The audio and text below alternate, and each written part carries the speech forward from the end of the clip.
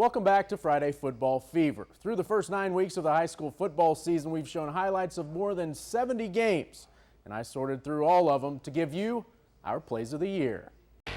Give me the lights, the camera, and an A for action.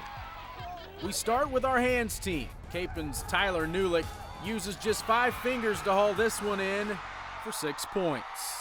North's Deontay Gray decides to use all 10 fingers for this grab, and I give him a perfect 10 for his balance beam performance along the sideline.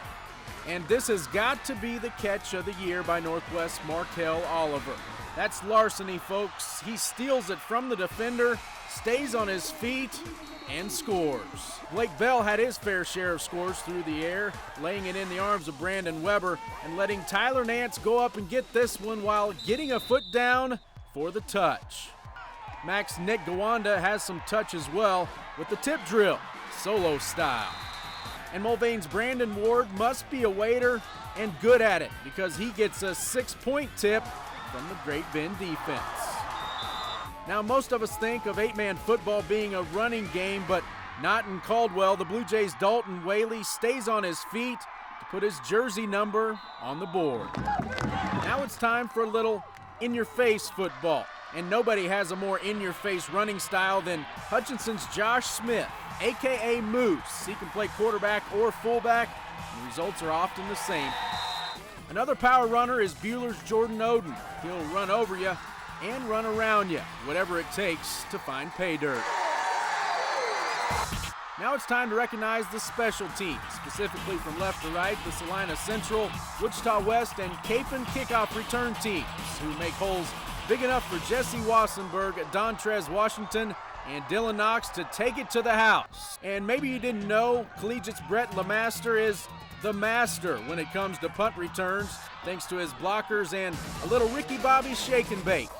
So now I have to ask you, have you ever been in the right place at the right time?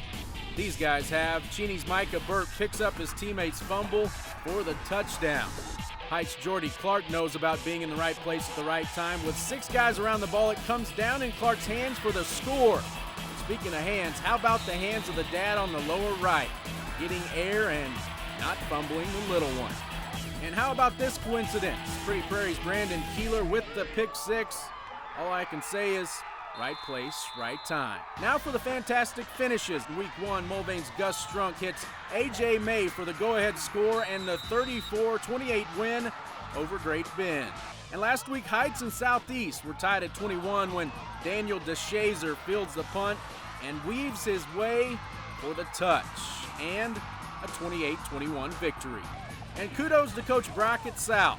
His team won 5 games this season, including this one over Southeast with a late field goal. The Titans are on to the playoffs for the first time since 1971. This season also brought out the big boys. ESPNU televised Bishop, Carroll, and Capen, which proved to be a gem.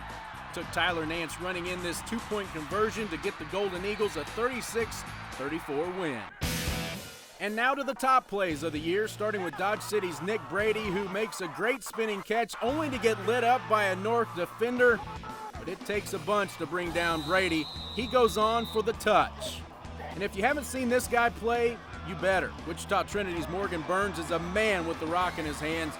He's not afraid to live up to his name either as he burns the entire defense for the touchdown.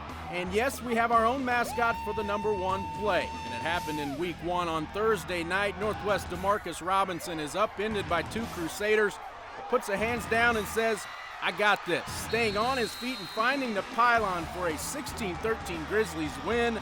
All I can say is wow.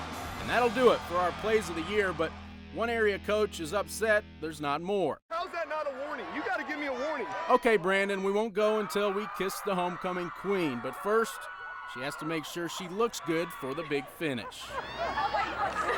A.J. May scored the big winner in week 1, and now he's the Friday Football Fever king.